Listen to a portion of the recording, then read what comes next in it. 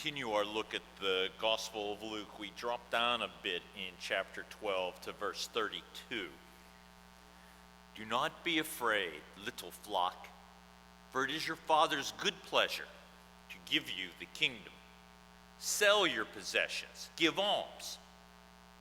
Make purses for yourselves that do not wear out, an unfailing treasure in heaven, where no thief comes near and no moth destroys.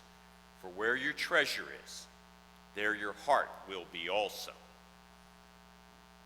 Be dressed for action. Have your lamps lit. Be like those who wait for their master to return from the wedding banquet, so they may open the door for him as soon as he comes and knocks. Blessed are those slaves whom the master finds alert when he comes. Truly I tell you, he will fasten his belt and have them sit down to eat. He will come and serve them.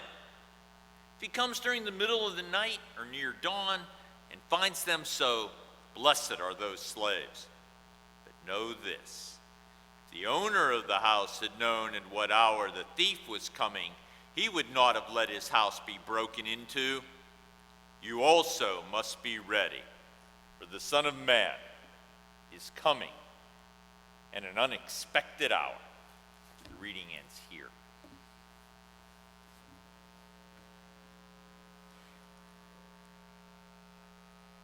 In one way or another, all our readings this morning are dealing with the issue of how do we walk the talk as religious people? How do we find some evidence for our beliefs? How do we find traces of God's way, God's kingdom in our world? Our first reading from Isaiah and the follow-up in the Psalms come from a basic premise. You can tell faithful people when they worship faithfully. But that's the foundation, not the outcome. For over a generation, Protestant pastors have been misreading this passage. They drew the wrong lesson from the passage. They see this passage from Isaiah as de-emphasizing worship, and in its place they have asked the church to be more like the Salvation Army, except without the salvation part. The church as is it were another charity.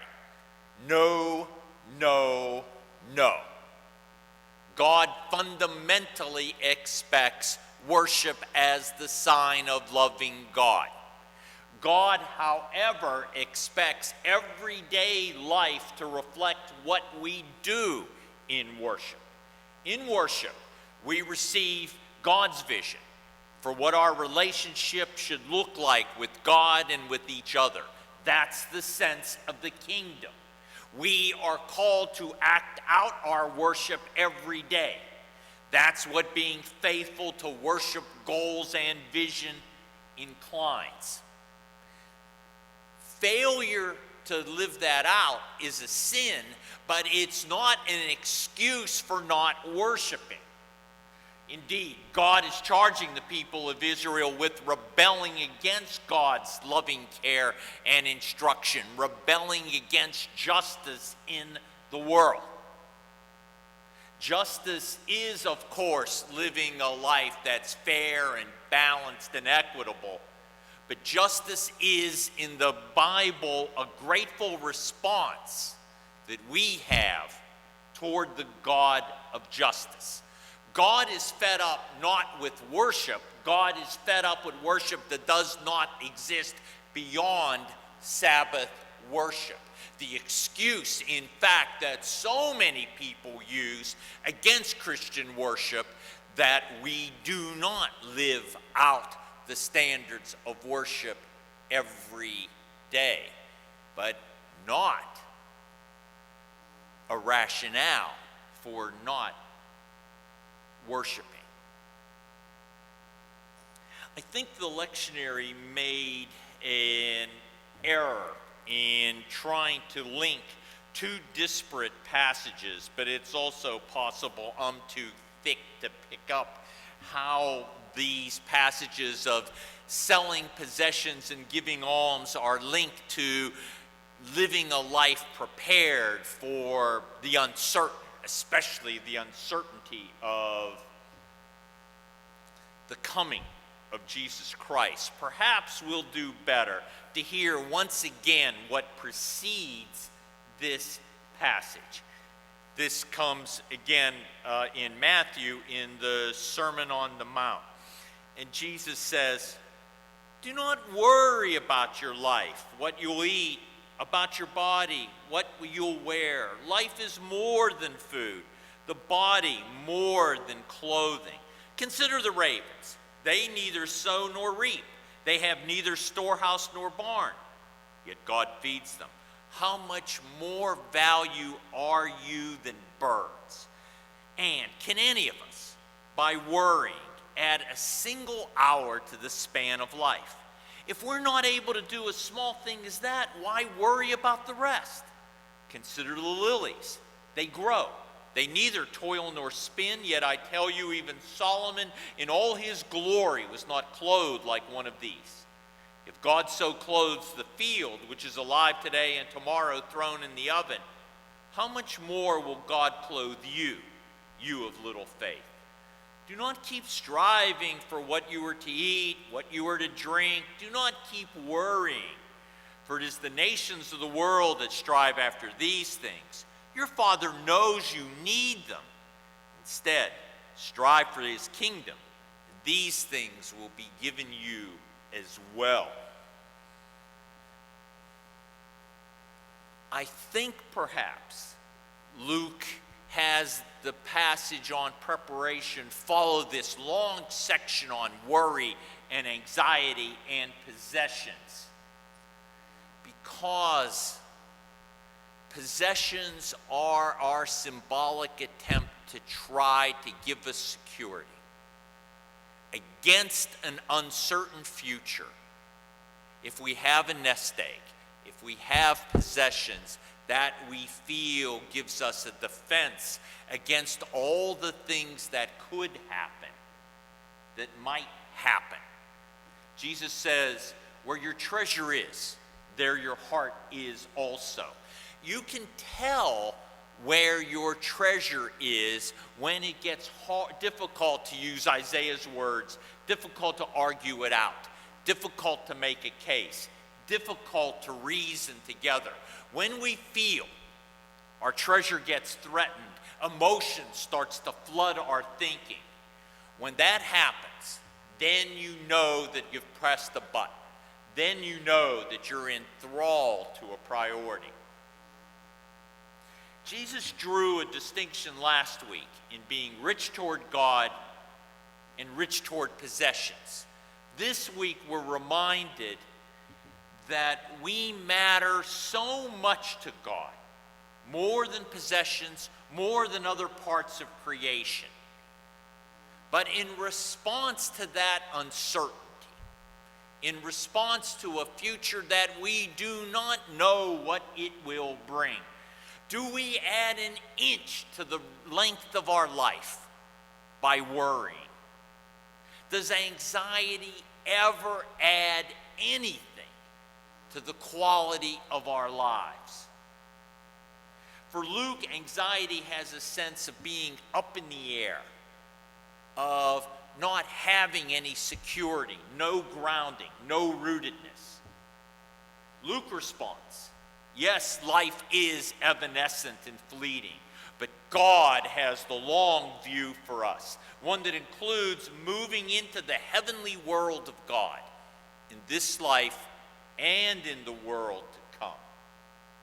Peter Stanke, in one of his writings, quotes the pastoral counselor Henry Nouwen. The more you feel safe as a child of God, the freer you will become to claim your mission in the world as a responsible human being. Knowing that we are safe as God's little flock, the question becomes, how do we claim our role, our place in the world? I want to close with a brief discussion of that thick, brief entry into Hebrews 11 that goes through this long set of examples about faithful people making it through this life, even if they fail, even if they're uncertain. A list of faithful people who faced an uncertain future. The book of Hebrews, perhaps in entirety, is a sort of sermonic address. It shows a discouraged people that other generations who had every opportunity to be discouraged as well kept the faith, walked the talk, kept on the road, kept on keeping on. They persevered. In this passage, faith could perhaps be called more clearly fidelity to God and each other, confidence in God's future, a sense of trust that God will be with us and in an uncertain future. It's an attempt to get away from the idea that faith is making a checklist of doctrinal affirmations and that it is indeed a way of life. Faith is not, in the end, something dependent on us, but it comes to us at God's own initiative, mediated by God's message to us, ultimately God's message to us in the very life of Jesus Christ. The point is that it's trying to underscore hope as a response to an uncertain future, or put differently, it's fidelity in the promises of God. It's difficult to see often what good is it being a Christian. Hebrews responds that trust in God, faith in God, makes visible the invisible. That in the lives of other believers we see evidence, proof, conviction of what the kingdom of God looks like. One who trusts God's promises is God's witness to the world that breaks out every day, visible through the visible Jesus Christ, visible through that visible church. It is not only the death of Jesus in which we have faith and trust. It is that death linked inexorably to resurrection. That's the template, that's the pattern of faith, to be able to enter into the uncertain future, possessed of a new life, a new way of living.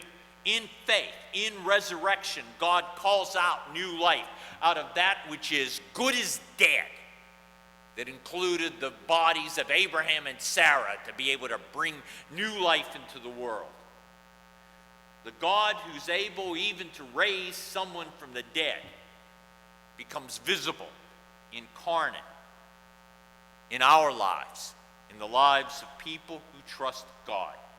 Faith then is a visible substance, a way of living, a living assurance that the things we merely hope for is in itself proof of the invisible workings of the hand of God. Hebrews uses a metaphor of journey. And in the passage Ruth read of Abraham, he was sent to claim a land, but he did not know where he was going, but found it. He was promised that he would have an heir to receive that unknown, unseen inheritance, and was given it even when he was as good as dead. And he saw a new life in the life of their son, named Laughter, Isaac. He searched, we search, Hebrews says, for a homeland, a place of security, a place where we realize that in which we put so much faith, our jobs, our position, our possessions, in the end will die with us. But what allows us to face the future is that trust that God works God's purposes out visibly in our lives, day in and day out, with worship as its template, as its guide, as its vision, but that we are the instruments of bringing God's future into this world.